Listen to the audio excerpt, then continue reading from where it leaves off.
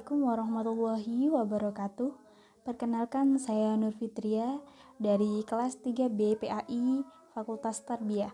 Di sini saya akan mempresentasikan tugas dari mata kuliah saya, yakni pengembangan kurikulum yang dibimbing langsung oleh Bapak Ikhwanul Muttaqin MPDI.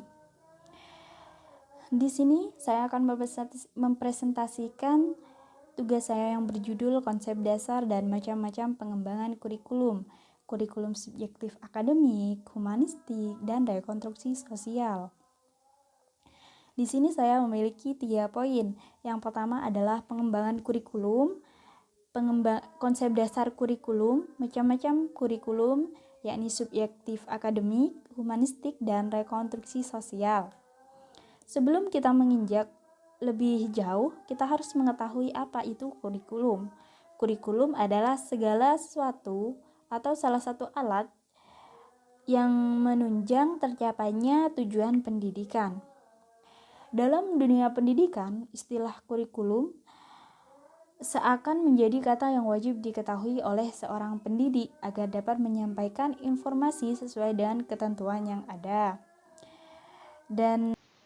Baik, saya Nur Rahmatul. Di sini saya akan mempresentasikan mengenai konsep dasar kurikulum, di mana mengenai konsep dasar kurikulum itu sudah berkembang sejalan dengan perkembangan teori dan praktik pendidikan. Dan juga konsep dasar kurikulum itu bervariasi dengan aliran atau teori pendidikan yang sudah dianut.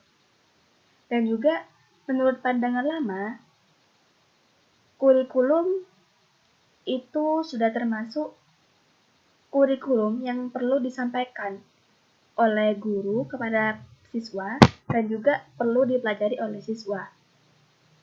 Karena dalam lingkungan saat ini atau dalam hubungan tertentu, kurikulum itu masih dipakai sampai saat ini, sehingga apapun atau siapapun orang tua maupun guru jika ditanya atau menjawab mengenai kurikulum itu tidak hanya menjawab sekitar bidang studi atau mata pelajarannya saja, tapi juga menjawab lebih khususnya menjawab tentang isi mata pelajarannya atau diartikan sebagai kurikulum itu isi pelajarannya.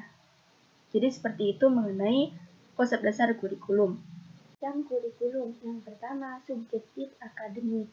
Model konsep akademis merupakan model tertua yang bersumber dari pendidikan klasik yang berorientasi pada masa lalu. Kurikulum ini praktis dan mudah disusun dan dapat digabungkan dengan tip lainnya. Kurikulum subjek akademis sangat mengutamakan pengetahuan, maka pendidikannya lebih bersifat intelektual. Nama saya Laila Tunisha. Saya di sini akan menjelaskan tentang macam-macam kurikulum yang kedua, yakni humanistik. Kurikulum humanistik didasarkan pada aliran pendidikan humanisme atau pribadi.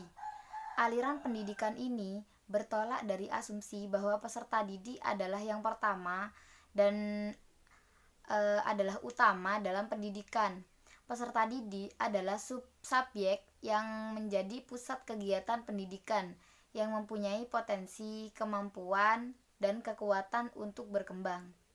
Pendidikan ini diarahkan kepada pembinaan manusia yang utuh, bukan saja segi fisik dan intelektual, tetapi juga dari segi sosial, efektif, yakni bisa disebut dengan emosi, sikap, perasaan, nilai, dan lain-lain. Yang ketiga, rekonstruksi sosial. Kurikulum rekonstruksi sosial yang akan menjawab persoalan masa. Secara spesifik, menurut Ana Syaudi, lebih memusatkan perhatian pada problema-problema yang dihadapi dalam masyarakat. Sekian dari saya. Wassalamualaikum warahmatullahi wabarakatuh.